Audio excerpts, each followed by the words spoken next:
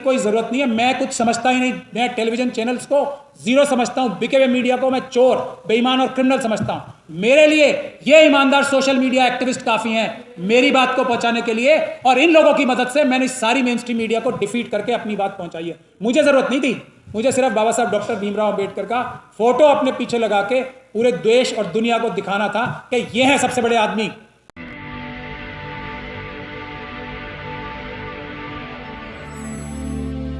व्यक्ति, कोई भी पार्टी, कोई भी संगठन ये जान जाए और ये उसको लगने लगे कि उसको बाबा साहब डॉक्टर भीमराव अंबेडकर के दिए हुए और उनके मुट्ठीभर साथियों के दिए हुए सबसे बड़े अधिकार का हनन करके, इसको हाईजैक करके कोई और तरीका भी हासिल हो सकता है जिससे वो सरकार बना सके, जिससे वो प्रधानमंत्री बन सके, जिससे वो चीफ मिनिस्टर बन सके, तो आप कुछ भी करते रहें, कुछ भी करते रहें, कितना भी आप जन आंदोलन कर लें, और ये सबसे नई डेवलपमेंट है, कितना भी आप जन आंदोलन कर लें, कितने भी आप केस लगा लें सुप्रीम कोर्ट में, हाई कोर्ट में, होने वाला कुछ नहीं है। क्योंकि लोगों को, मनुवादी मानसिकता के लोगों को यह पता है कि हमने बाबा साहब डॉक्टर भीमराव अंबेडकर के सबसे बड़े सुरक्षा कवच को हटा दिया है। तो एक तो किसी भी जगह आप लोग जाएं, कभी भी जाएं, कोई भी आंदोलन हो, सबसे पहले सबसे ऊपर आपको पेपर बैलेट की वापसी के लिए सबसे पहली मांग होनी चाहिए। मुझे खुशी है, मैं मुबारकबाद देता हूं आप सबके आयोजकों को भी कि उन्होंने आज भी सबसे ऊपर बैलेट पेपर का मुद्दा रखा। दूसरी बात, ये जो आप लोगों ने डिमांड्स लगाई हैं, डिमांड्स जायज़ हैं, मेरे अलावा भी बहुत लोग बोलेंगे। डिमांड्स समझाने के लिए जितना मैं समय लगाऊंगा कि इसकी संवैधानिक कानूनी वैधता क्या है, मतलब ये क्यों लॉजिकल है,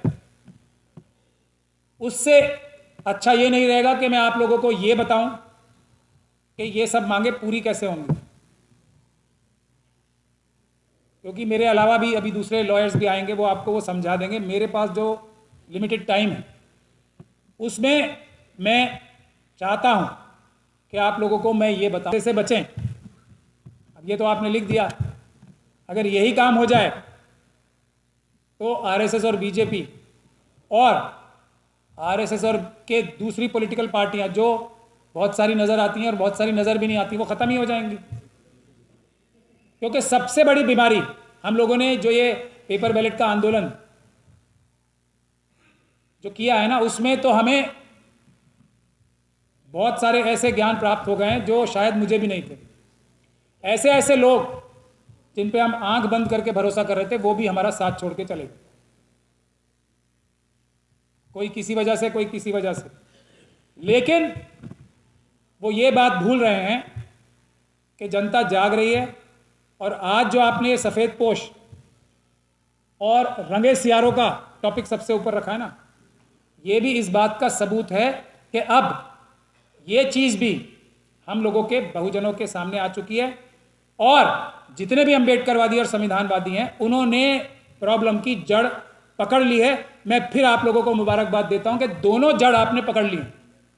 ये दोनों चीज़ें हो गई ना, एक यहाँ लिखा है जनतंत्र में सरकार चुनने का अधिकार, तकनीकी युग में मशीनों के घोटालों से बचाएं, पेपर बैलेट से ही चुनाव हो। एक ये, और दूसरी वो हेडिंग, बहुसंख्यक समाज सफेद पोशों और रंगे सियारों को पहचान, उनके झांसे से बचें। ये दो काम कर लिया आपने, तो मैं ये समझता हूं 80% समस्या का समाधान हो जाएगा। तो मैं ये समझता हूं 80% समस्या का समाधान हो जाएगा। और ये भी जब ही होगा जबकि वो होगा। हमने तो अभी कांग्रेस पार्टी के दफ्तर के बाहर भी प्रोटेस्ट किया था ना, जयराम रमेश और वेणुगोपाल साहब का नाम लेके कि ये हैं आरएसएस के एजेंट। जो कांग्रेस पार्टी के लिए इसलिए किया क्योंकि वो सबसे बड़ी पार्टी है। तो अब समय आ गया है नाम ले लेके एक्सपोज करना पड़ेगा। और जो भी मंच पे नजर आ जाए आपको सफेद पोश, जिसके ऊपर शक भी हो, मेरे समेत, उससे सवाल करना सीखो आप, उसको बेनकाब करना सीखो आप। वरना इसी तरीके से जल से जुलूस करते रहोगे कोई फायदा नहीं होगा। ये जल्द से जुलूस दिखा के बहुत सारे लोग बड़ी बड़ी पॉलिटिकल पार्टीज में जाके उनके गुलाम बनने के लिए लाइन लगा के खड़े हुए हैं। और मुझे कोई तकलीफ नहीं है कोई किसी पॉलिटिकल पार्टी में जाता है, मुझे कोई तकलीफ नहीं है, लेकिन गुलाम बन के नहीं जाए। इससे ज्यादा कड़ा शब्द में प्रयोग करने के लिए मेरी जबान पे आ रहा है क्या बन के जा रहे हैं लोग, लेकिन मैं ले नहीं रहा हूं वो शब्द, क्योंकि वो अपने हैं वो वही। गुलाम बन के ना जाएं, ये नजर ना आए कि आप लोग गुलाम बन के जा रहे हो, वरना ना ये होगा ना ये सारी मांगे आपकी पूरी होंगी। जनता अब जाग चुकी है। तो मेरा, अगर आप लोग मुझे सच्चा अच्छा अंबेडकरवादी समझते हो, पक्का अंबेडकरवादी समझते हो, तो सवाल करना सीखो। कोई बड़ा नहीं है, जिसको आप बड़ा समझते हो वही आपको धोखा दे सकता है। मैं आपको बता रहा हूं, पहले बता रहा हूं यार, जिसको आप अच्छा समझते हो धोखा कौन दे सकता है? धोखा कौन दे सकता है जिस पे आप विश्वास करो? मैं बहुत दुखी मन से ये सब बातें कर रहा हूं। हम लोग मशीनों को हटा के पेपर बैलेट लाने में अब तक सफल हो चुके होते। अगर उनको तो छोड़ो, आप पॉलिटिकल पार्टीज तो जैसी हैं, वहां तो करप्शन जो है हर पॉलिटिकल पार्टी में सबसे बड़ा जहर है। कोई भी पॉलिटिकल पार्टी हो, करप्शन सबसे बड़ा जहर। हर पॉलिटिकल पार्टी में करप्शन ही करप्शन हो रही है, पैसे ही चुराए जा रहे हैं और कोई काम हो ही नहीं रहा है। 90% काम यही हो रहा है। अपनी पॉलिटिकल पार्टी के फंड में बेचारे कम कम वाले पैसे भी चुरा रहे हैं, अपनी पार्टी को मजबूत बनाने के लिए या अपनी पार्टी के कार्यक्रमों को इंप्लीमेंट करने के लिए, कार्यान्वित करने के लिए कुछ नहीं कर, सिर्फ पैसे चुरा। तो अब सवाल करना जब तक आप नहीं शुरू करोगे, बाकी सब काम हो चुका है, अब बेनकाब और सवाल करना शुरू करो। उसके लिए मेरा यह है कि सबसे पहले सवाल करना सीखो, क्योंकि आप लोगों को सभी ने ठगा। खास तौर पे जो लोग पॉलिटिकल पार्टीज में जा रहे हैं आज, उन्होंने किसी से पूछा आपसे? आप लोगों को यहां 100, 200, 500, 1000, 2000, 10,000 की गैदरिंग करके, बड़े बड़े वादे करके कि हम गुलामी नहीं करेंगे, हम पॉलिटिकल पार्टीज में नहीं जाएंगे, हमने इस पॉलिटिकल पार्टी से इस्तीफा दे दिया इस वजह से और उस वजह से, नाम नहीं ले रहा हूं, आप सब लोग सब जानते हो। आपसे पूछा कि चले जाएं या नहीं चले जाएं, और किस पार्टी में चले जाएं यह पूछा आपसे। आप लोगों के कंधे पे चढ़ के, आप लोगों के कंधे पे चढ़ के, आप लोगों को बेचकर पॉलिटिकल पार्टीज में जो लोग जा रहे हैं वो मिशन के गद्दार हैं सब। आपसे बिना पूछे पूछा आपसे किसी ने? हम बताएंगे आपको कि आपकी तकलीफ क्या है, हम गाइड करेंगे, हम इस पार्टी में जाएंगे और उस पार्टी में जाएंगे, आप लोगों से पूछेंगे नहीं। बेईमानी। और जो लोग अपनों में से गद्दार हैं उनकी सजा 10 गुना होनी चाहिए। जो मनुवादियों में से हमारे साथ गद्दारी कर रहे हैं उनको मैं गद्दारी नहीं मानता, क्योंकि वो हमारे हैं ही नहीं ना। उनको क्या, उनसे क्या अफसोस करना है? अब आपको 2-3 फॉर्मूले और बताता हूं। पहला तो मैंने बता ही दिया, और मैं संतुष्ट और खुश जब होऊंगा कि मेरे से भी आप सवाल पूछें और कड़वे सवाल पूछें कि आपने मेरा कोई काम गलत लगता है ना आपको, तो पूछें मुझसे और बेनकाब करने की कोशिश करें मुझे भी। जो आदमी सच्चा होगा, सच्चा अंबेडकरवादी होगा, वो आपको जवाब देगा, आपको सेटिस्फाई करेगा। ये नहीं बोलेगा कि तुम्हें क्या पता है। जिस किसी आदमी ने यह बोला, चाहे वो किसी भी पद पे हो, तुम्हें क्या पता, तुम हमसे ज्यादा जानते हो, वो चोर है, चोर है। क्योंकि आप लोगों के कंधे पे चढ़ के, आपकी गैदरिंग्स दिखा के ही ये लोग किसी जगह जाके अपना मुंह पेश करने के लायक बने हैं। मैं नाम लेके एक एक का बता सकता हूं कि जो लड़ाई हम अदालतों में लड़ रहे हैं उसमें तब हमारी मदद नहीं की। हम कहते रह गए, मेरे पास सब सबूत है कि ये इंपॉर्टेंट केसेस हैं, इसमें आप हमारी मदद कर दें, हमें कुछ सबूत चाहिए जो हम नहीं इकट्ठे कर सकते। लोगों ने मदद नहीं की और नेता बनने के लिए सबसे आगे खड़े होते हैं। चाहे हाथरस का केस हो, मैं ये खुलेआम बोल रहा हूं, मैंने सब नेताओं से गुजारिश की है, हाथरस की बच्ची को न्याय दिलाने के लिए हमारा बहुजन समाज का कोई भी नेता मेरी कोई मदद नहीं कर रहा। अभी एक IIT का केस हुआ था ना, 2 बच्चों ने बताया था उनकी हत्या हुई थी, आत्महत्या की उन्होंने, ऐसा बताया था ना। सब नेताओं ने हमारा साथ छोड़ दिया, फिर भी हमने सुप्रीम कोर्ट जाके उसका ऑर्डर कराया है, बहुत जल्दी वो आ जाएगा कि उसमें CBI इंक्वायरी होगी। लेकिन अगर हमें सबूत मिल जाते और जिसके लिए हम बार बार गुहार लगाते रहे, तो वो केस ऐसा केस बनता कि फिर किसी रोहित वेमुला को आत्महत्या करने की जरूरत नहीं पड़ती। किसी मनुवादी मानसिकता के व्यक्ति को, भले ही वो आईआईटी में होता या दिल्ली यूनिवर्सिटी में होता, हमारे किसी भी बहुजन को इतना मजबूर, कमजोर करने की जुर्रत और हिम्मत नहीं होती कि वो आत्महत्या करे, या इतनी जुर्रत और हिम्मत नहीं होती कि उनकी हत्या कर दे और आत्महत्या बताने का काम को करे पुलिस की सहयोग से। तो मेरी नजर में दोस्त दुश्मन कोई नहीं। जो ईमानदार है, जो मिशन के साथ ईमानदार है, वही दोस्त है, बाकी सब दुश्मन है। तो सवाल करो, जो मैंने अभी 2 पॉइंट बताए ना, सब नेताओं से अपने सवाल करो कि क्या प्राचा साहब ने आपसे मदद मांगी थी, क्या आपने की या नहीं की। यहां लेक्चर देने के लिए सब है, हमारे कलेजे फटे जा रहे हैं। और ये घटनाएं हाथरस जैसी अभी अयोध्या में भी हुई है, जब तक होती रहेंगी, जब तक मनुवादियों को यह पता है कि इनके लीडर सफेद पोश, रंगे हुए सियार हम लोगों के साथ हैं, अपनी नेतागिरी चमकाने के लिए तो प्रोटेस्ट करेंगे, उनको इंसाफ दिलाने के लिए कुछ नहीं करेंगे, बल्कि इंतजार करेंगे फिर कोई जुल्म हो, फिर वो अपनी नेतागिरी चमकाएं। ये मनुवादियों को अच्छी तरीके से पता है। तो पहली चीज सवाल, दूसरी चीज हिंट मैं दे रहा हूं आपको कैसे नेता बनते हैं, कैसे पहचानना है कौन रंगा हुआ सियार है। एक ही जो हमारे क्रिमिनल टेलीविजन चैनल्स हैं ना, और बड़े बड़े अखबार हैं सब, इसमें जिस भी हमारे बहुजन समाज के व्यक्ति की बड़ी बड़ी तस्वीरें आने लगे, बड़े बड़े इंटरव्यू आने लगे, सब चोर है, सब। वो गया आरएसएस के पाले में गया। असदुद्दीन ओवैसी साहब का तो मैं एग्जांपल देके बता ही रहा हूं, बाकी सब आप लोग देख लो। टेलीविजन इसलिए देखा करो कि बहुजन समाज का कौन सा नेता मुखरता से आ रहा है, वो चोर है, कोई भी हो। क्योंकि मैं मुस्लिम समाज से आता हूं, इसलिए असदुद्दीन ओवैसी का नाम लेके बोल रहा हूं। मैं चाहूंगा कि आप सब लोग अपने अपने समाजों के इस तरह के रंगे हुए सियारों का नाम लेके उन्हें एक्सपोज करें।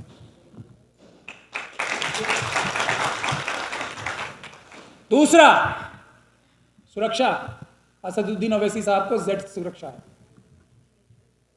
इतने चिंतित हो गए मनुवादी कि कहीं मुसलमान की हत्या ना हो जाए, उसको सुरक्षा दे दी, Z Z Z Z plus. नहीं, वो उनका आदमी है इसलिए दी, और इसलिए नहीं दी कि उसे कोई खतरा है, इसलिए दी क्योंकि उसका भौकाल बने। क्योंकि एक चीज ये भी है, जिसके पास सुरक्षा है मनुवादियों ने दी है, समझ जाओ क्यों दी है, उसका भौकाल बनाने के लिए। वरना क्यों देंगे? वो तो चाहेंगे हमारे अच्छे अच्छे लोग मर जाएं, नहीं चाहेंगे? चाहेंगे ना। उनको भी पता इनको कोई खतरा नहीं। और दो, तीसरी बात, जो ये कहता ना मैं आवाज उठाऊंगा, आवाज उठाऊंगा, वो भी बेईमान और चोर है। आवाज उठाने से क्या होगा बताओ आप मुझे? पार्लियामेंट में कभी सम्मेलन हो रहा है क्या ये कि आपने बढ़िया शेर पढ़ा तो सबसे ज्यादा तालियां बजेंगी? बेवकूफ बनाने का काम है ना ये। जो संघर्ष के रास्ते पे से चल के पार्लियामेंट में गए, वो संघर्ष छोड़ के आवाज उठाने लगे पार्लियामेंट में, तो वही ईमानदारी से काम नहीं कर रहे हैं। मैं फिर असदुद्दीन ओवैसी का नाम लेके बता रहा हूं। आखिरी, माल जिसके पास आ जाए और वो आपको एक्सप्लेनेशन ना दे कि ये बड़ी गाड़ी मेरे पास कहां से आई, हिसाब किताब, मेरे पास बड़ा घर कैसे आया, मैंने ये डिजाइनर कपड़े पहन रखे हैं, हम उससे पूछो। मैं यही चाहूंगा। करने के लिए, लाठी खाने के लिए, गोली खाने के लिए तो बुला लेते हैं, फैसला करते टाइम कुछ नहीं। अब तो हम ही हो गए बड़े, हमने एक किताब लिख दी, हम बड़े हो गए। वाह वाह वाह वाह। बाबा साहब डॉक्टर भीमराव अंबेडकर ज्ञानी थे सिर्फ, क्या सड़क पे लड़ाई नहीं लड़ी उन्होंने? बाबा साहब डॉक्टर भीमराव अंबेडकर ने सड़क पे भी लड़ाई लड़ी है, सबसे ज्यादा लड़ी है, जान हथेली पर रख के लड़ी है। महाड़ आंदोलन और मनुस्मृति दहन, जिंदगी और मौत की लड़ाई सड़क पे लड़ी बाबा साहब ने।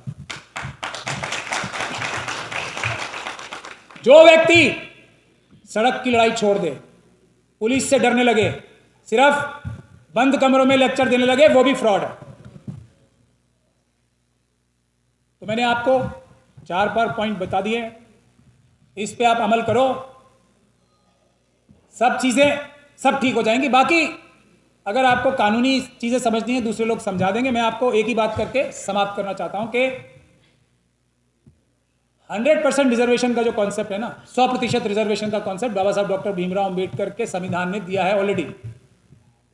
जो सुप्रीम कोर्ट ने 50% का जो कैप लगाया था ना, वो गैर संविधानिक कर दिया ऑर्डर, मानना पड़ेगा, लॉ ऑफ द लैंड है, इंदिरा साहनी की जजमेंट। लेकिन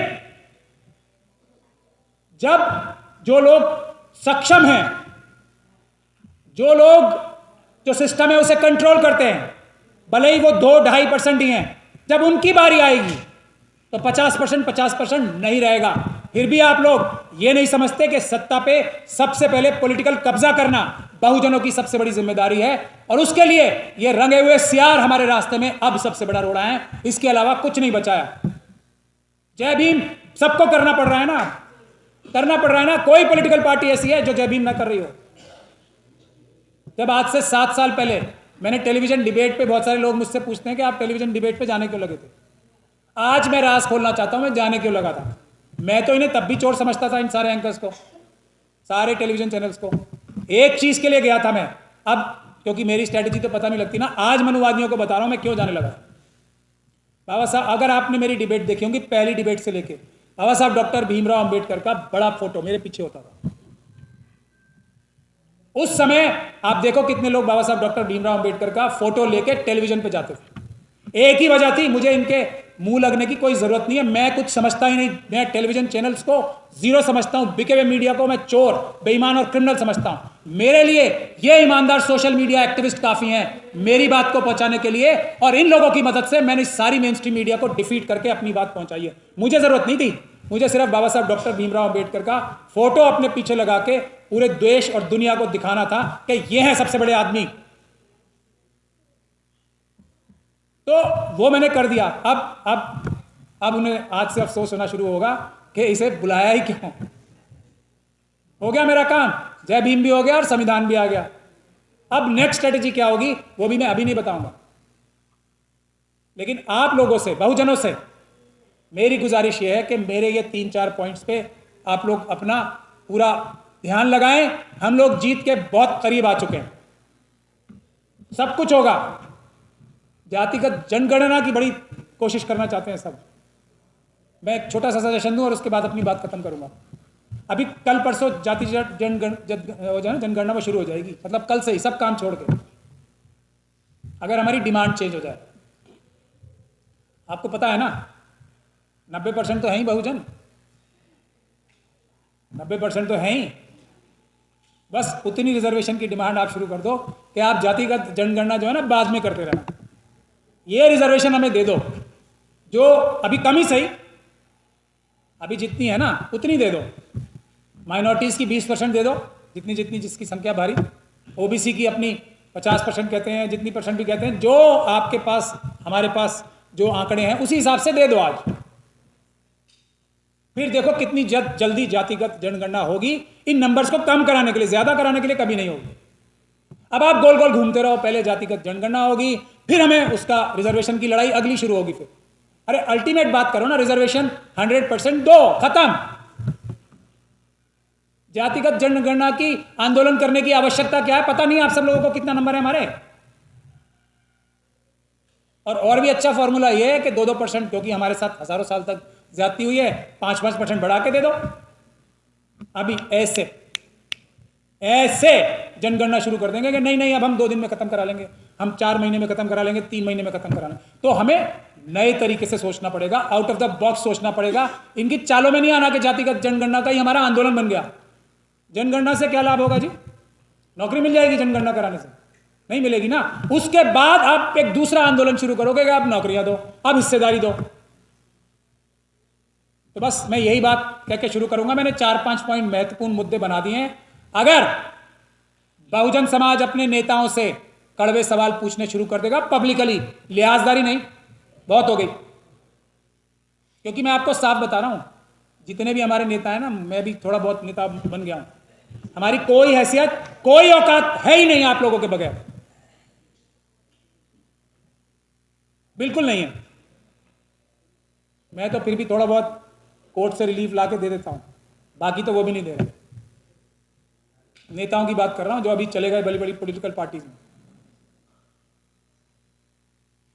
सिर्फ आवाज़ उठाते, आवाज़ उठा उठा के सातों आसमान पार हो गए, आवाज़ इतनी ऊपर उठ गई हमारी, हाथ में कुछ नहीं आया। तो बस मुझे यही कहना था, और मैं अब चाहूँगा कि मुझसे भी कम से कम 1 2 3 4 5 तो कड़वे सवाल पूछ ही लिए जाएं, ताकि इसकी शुरुआत तो हो।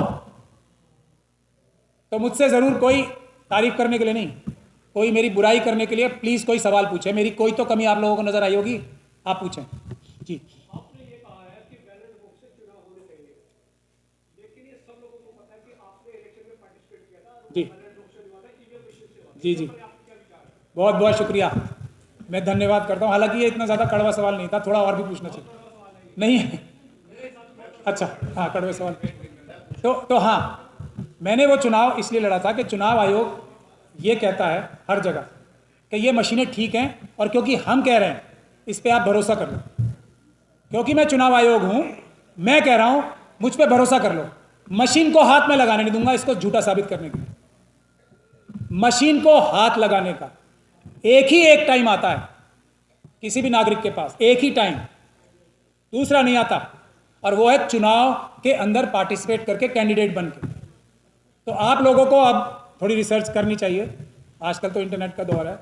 मैं और जो लोग यहाँ गए भी थे मेरे साथ, क्या मैंने वो चुनाव सीरियसली लड़ा था? मैं तो एक होटल में बंद होकर बैठा हुआ था। सिर्फ मेरा काम क्या था, सुबह शाम 1 2 3 एप्लीकेशन चुनाव आयोग को लिखना, वीडियोग्राफी कराना और सबूत इकट्ठे करना। जिन सबूतों की बुनियाद पे हमने इतने सबूत इकट्ठे कर लिए ना कि अब supreme court 46 petition supreme court में डिसमिस हुई हैं। सिर्फ मेरी क्यों बची?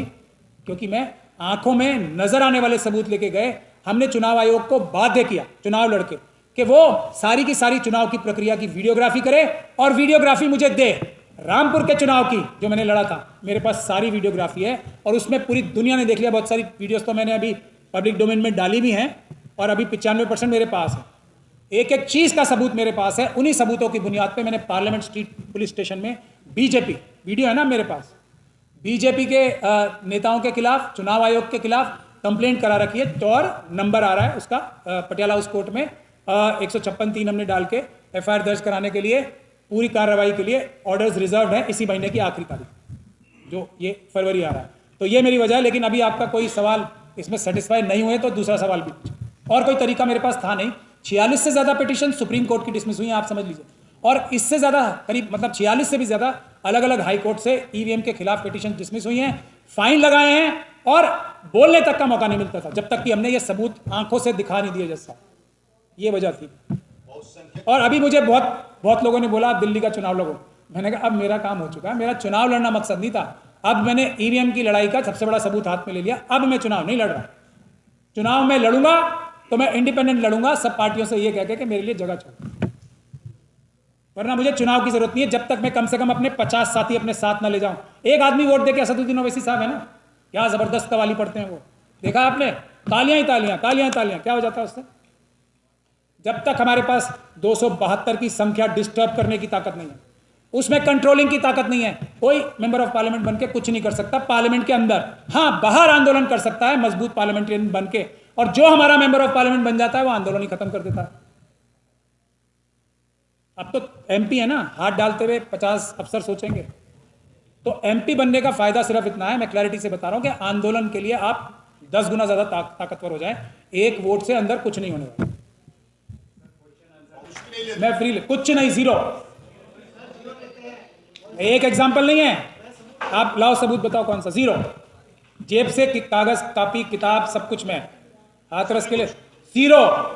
बल्कि किराया भी देते हैं कई बार अगर किसी के पास जगह ना हो। ये हमारी जिम्मेदारी है। आपने सवाल पूछ के मुझे शर्मिंदा किया, मैं जवाब नहीं देना। मैं हाथ जोड़ के दुनिया भर में माफी मांगूंगा और कहूंगा मैं भी चोर। व्यक्तिगत में तो ले सकते हैं, हालांकि लेता नहीं हूं, अपनी फीस तब भी नहीं, कम करके लेता हूं, लेकिन जो सामाजिक हैं उसमें नहीं। अब इससे ज्यादा राज मत खुलवाओ। व्यक्तिगत भी मैं बहुत सारे फ्री में करता हूं, लेकिन इससे अभी पहले लोगों को भरोसा तो हो जाए मुझ पर। हालांकि मैंने इस लाइन में बहुत ज़्यादा काम किया है। अच्छा किया आपने ये सवाल पूछ लिया, कड़वा है इसलिए अच्छा है। हाँ, कि मैंने कुछ नहीं किया इसलिए मैं आपको बता रहा हूँ मैंने कुछ किया है। पहला मेरा मानना यह है कि जब तक हम सारे बहुजन समाज को इकट्ठा करके, और उस बहुजन समाज में जो कोर ग्रुप है ना, जो सबसे ज़्यादा प्रताड़ित हैं, वो है SC ST और मुस्लिम सिख क्रिश्चियन बहुत। ये इनका कोर ग्रुप बनेगा। जो जो ओबीसी हैं वो हमारे बड़े भाई हैं, वो सेकंड राउंड में हम लोगों के साथ आएंगे, ऐसा मेरा मानना है। मैं सही भी हो सकता हूँ, गलत भी हो सकता हूँ। कोर ये है क्योंकि सबसे ज़्यादा पिट हम रहे। अब उसके लिए मैंने बहुत सारे काम किए हैं, मुस्लिम समाज को जोड़ने के लिए भी काम किए। मैंने सारी पॉलिटिकल पार्टी सारे, अब जिन उलेमाओं को, उलेमा सू को मैं उलेमा सू कहना शुरू किया है ना, इन सबको मैं दिल्ली बुला के अच्छा अच्छा खाना खिला के नई दिल्ली में बहुत सारे फंक्शन करा के कोशिश कर चुका हूँ कि आप एक प्लेटफॉर्म पे आ जाओ। इन सब के सबूत मेरे पास हैं कि इन लोगों ने धोखा दिया। मेरे पास है ना, मैं बगैर सबूत के कोई बात नहीं करता। हाँ, एक बात और है, जबान पे किसी की भरोसा नहीं करने का है। जो बोले सबूत मांगो। मैं आपको वीडियोग्राफी, फोटोग्राफी दिखाऊंगा। इन सब लोगों को बुला के मैंने खाना खिलाया, दिल्ली में रखा कि आप एक प्लेटफॉर्म पे आओ, ताकि मुस्लिम एक प्लेटफॉर्म पे आएंगे, तब हम जो शेड्यूल ट्राइब कम्युनिटी के साथ मिलके, उनके लीडरशिप के साथ बैठ के एक ये SC ST और माइनॉरिटीज़ का जो एक गठबंधन बनाएं, उसके बाद OBCs को भी साथ लाएं, दूसरे कमज़ोरों को भी साथ लाएं। लेकिन इन लोगों ने मुझे हमेशा धोखा दिया है, 100 आउट ऑफ 100 टाइम्स। इसलिए मैंने कोशिश बहुत की है। दूसरा, अब जॉइंट एफर्ट है, हम अगर कंबाइंड मांगे रखेंगे तो 3 4 5 मांगे हमारी हैं जो मिशन सेव कॉन्स्टिट्यूशन की हैं, वो ऐसी हैं। पहला, 100% रिजर्वेशन, हाथी के पैर में सबका पैर ना, ये है डिमांड हमारी, जो यूनिफाइड डिमांड रहेगी। 17% के करीब 2011 में शेड्यूल कास्ट कम्युनिटी थी, और हमारे जो राहुल जी हैं ना, उनको जो उनके अंदर जो स्लीपर सेल्स हैं, वो आज भी 15% बोलते रहते हैं। वो 15% माइनॉरिटी बोलते हैं और 15% शेड्यूल कास्ट बोलते हैं। उनको 2011 का सेंसस के बारे में भी गुमराह किया गया है, क्योंकि 2011 का सेंसस करीब 20% माइनॉरिटीज़ को बताता है, जिसमें 14.5% मुस्लिम है और 2% सिख और क्रिश्चियन और 1% बौद्ध बताता है, और 17% के करीब शेड्यूल कास्ट कम्युनिटी है। तो ये जो नंबर का खेल है ना, इस सब में जाना ही नहीं हमने सीधी बात करनी है, 100% रिजर्वेशन। जिसकी जितनी संख्या भारी उतनी उसकी हिस्सेदारी। काशीराम जी ने आराम जो एक आसान लैंग्वेज में बताया था, बाबा साहब डॉक्टर भीमराव अंबेडकर का संविधान ही ये है, आर्टिकल 14 ये ही है, जिसकी जितनी संख्या भारी उतनी उसकी हिस्सेदारी। पहला हमारा पॉइंट। दूसरा, जो सबके रिलीजियस फंक्शंस हैं, खासतौर पे एंडाउमेंट के, उसके लिए एक जैसा कानून होना चाहिए कि उसकी रिलीजियस फ्रीडम उनके पास रहे। ये सिर्फ मुस्लिम, सिख, क्रिश्चियन, बौद्ध के लिए नहीं, बल्कि सभी धर्मों के लिए। जो शेड्यूल कास्ट कम्युनिटी के लोग हैं, बौद्ध कम्युनिटी के लोग हैं, जो उनके लिए भी धार्मिक आज़ादी, हर सब ग्रुप की भी, अपनी प्रॉपर्टीज़ को, अपने फाइनेंसिस को अच्छा करने की, ये एक कॉमन एक जैसा लॉ बनना चाहिए। भले ही उसके प्रोविजंस एक जैसे होने चाहिए, अलग अलग कम्युनिटीज़ के लिए अलग अलग से बन सकता है। दूसरी डिमांड ये है। तीसरी डिमांड ये है कि जो वीकर सेक्शंस हैं, उसमें SC ST protection of atrocities act की तरह का कानून बने सबके लिए, वीकर सेक्शन के लिए। ये भी कॉमन डिमांड है। चौथी कॉमन डिमांड है बैकलॉग, SC ST सब प्लान का बैकलॉग पूरा हो, और नौकरियों का और दूसरी चीज़ों का सब बैकलॉग। और पांचवी है करप्शन। ये 5 डिमांड्स ऐसी हैं जिससे सारे बहुजन समाज का भला हो सकता है, इंडिविजुअली भी और कलेक्टिवली। तो इन 5 मुद्दों पे हम आगे बढ़े, लेकिन सबसे ऊपर मुद्दा पेपर बैलेट का ही रहना चाहिए। ये मेरा सोच है, उसके लिए हम दिन रात काम करें। लेकिन सवाल बस, और नहीं, ऐसा कुछ नहीं है। सबकी पिटाई हो रही है, बराबर हो रही है, सब एक जैसे हैं।